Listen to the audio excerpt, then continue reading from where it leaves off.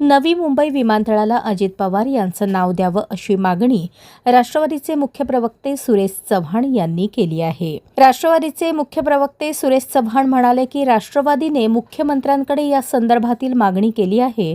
त्यामुळे मुख्यमंत्री या मागणीची काय दखल घेतात हे पाहणं महत्त्वाचं आहे. पुढे बोलताना चव्हाण म्हणाले, येत्या 2-3 दिवसांमध्ये मुख्यमंत्री महोदयांची भेट घेऊन याबाबतची अधिकृत मागणी मी त्यांच्याकडे करणार आहे.